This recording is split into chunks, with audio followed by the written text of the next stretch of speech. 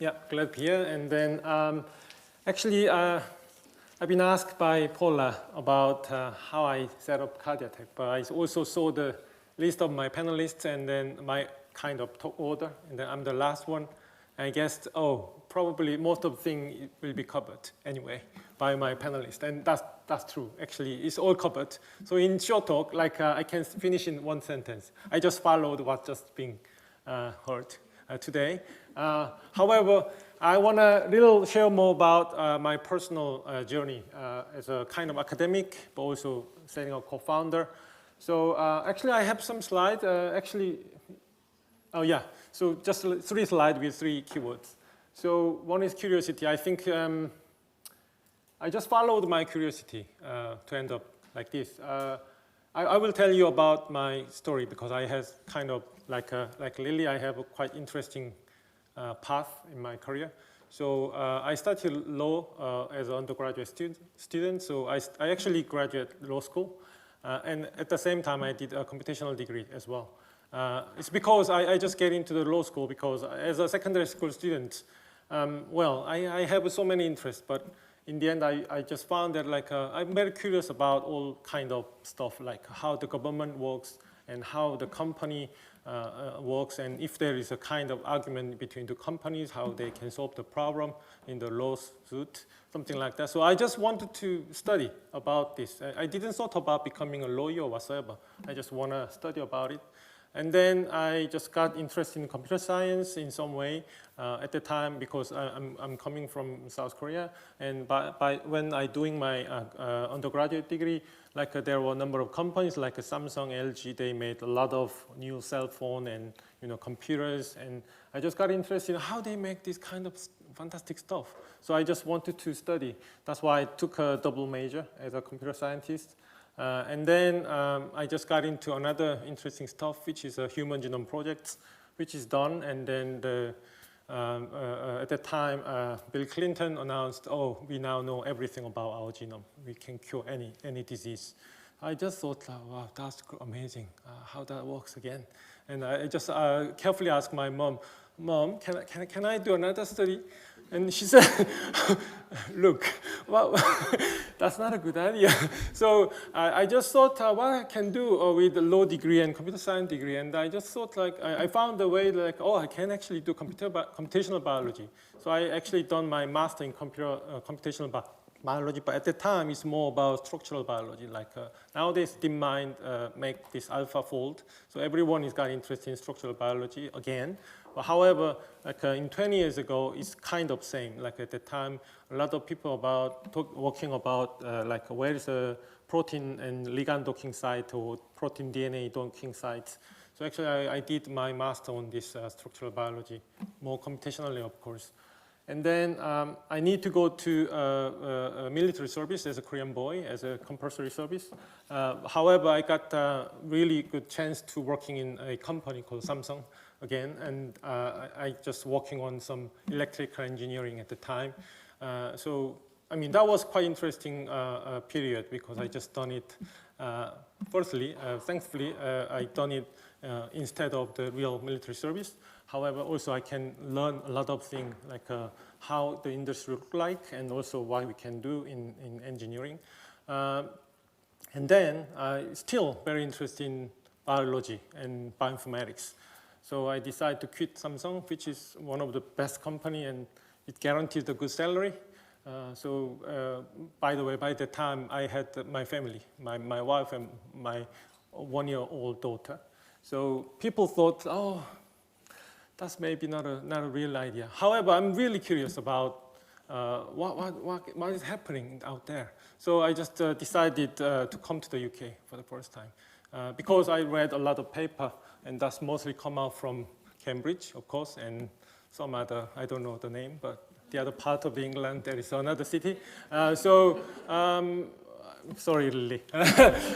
So I just decided to come to the UK. That's another kind of argument by the time because, again, as a Korean, most of the Korean professors somehow studied in the US because after Korean War, US helped a lot. Of course, UK helped, but in some way, like nearly 90% of Korean professors in Korean university studied PhD in US. So they said, oh, look, why you are going to the UK? I mean, you won't get any chance in Korea if you come back. But I didn't care because I just wanted to know what's happening in the UK because all the paper I read is fantastic and I want to know.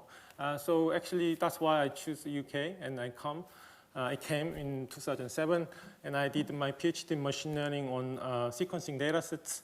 That's the first time I joined this kind of functional genomics world. And then after PhD, next-gen sequencing come out, like a solid sequencer, Illumina. Now everyone talk about Illumina, but by the time, no one knows solid better or Illumina better. So I just joined the genomics lab. At the time, I did my PhD in computational science department. However, I just wanted to become a proper biologist. So I just joined the biological lab in same university.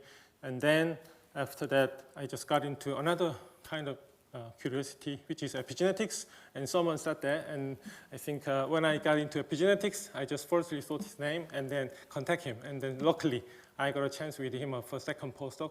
I think that's where the start my entrepreneurship journey, because after that, sorry, before that, by the way, I said I had a good chance to set up my drug discovery lab in the Milner Institute.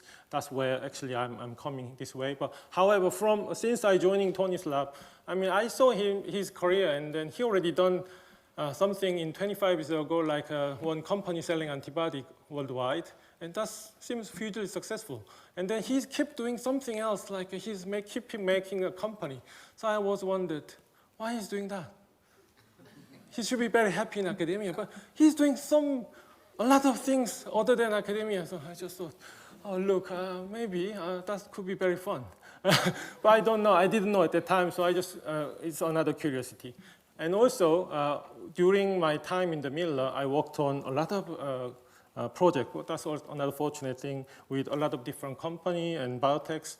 I worked on cancer, some immunology-related disease, infectious disease, and some kind of Alzheimer kind of type of disease.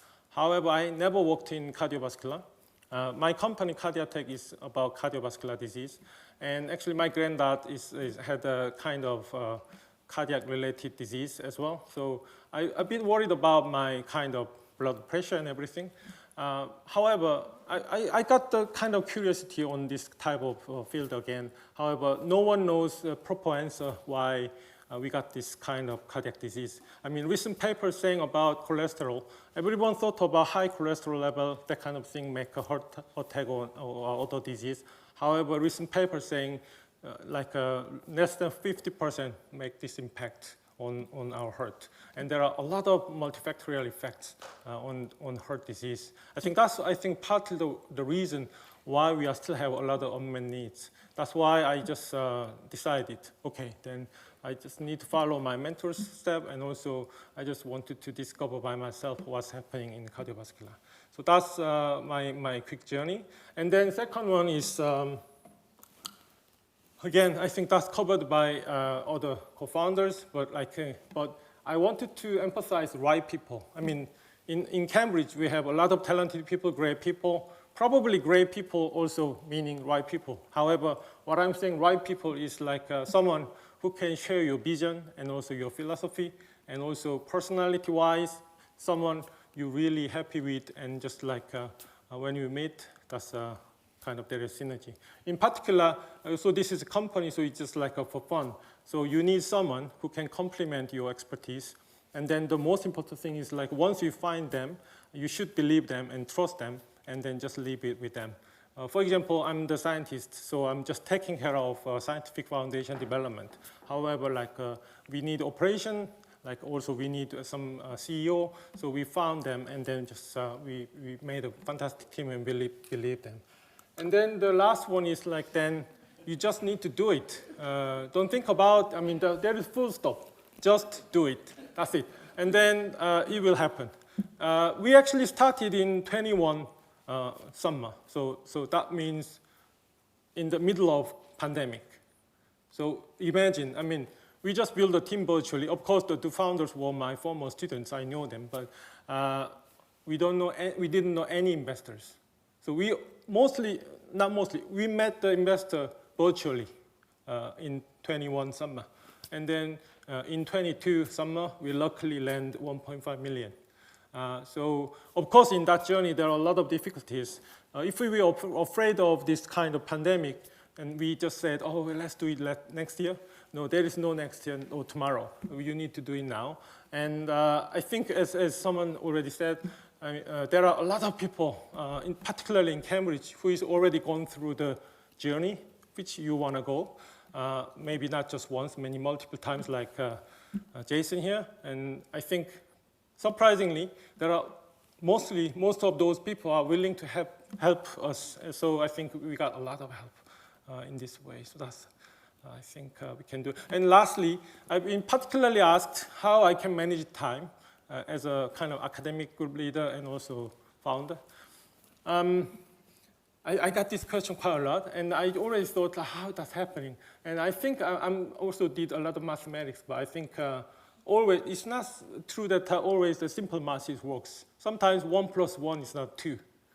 Sometimes 1 + 1 is 4. Sometimes 1 + 1 is 1.5. What I'm talking about is you need, again, going back to the right people. If you have a talented team, right people with you, you don't necessarily just put your effort like 1. Maybe you can just put 0.5, but you still get like synergy, and then you can get 2. So I think that's the way I can make this company. Thank you.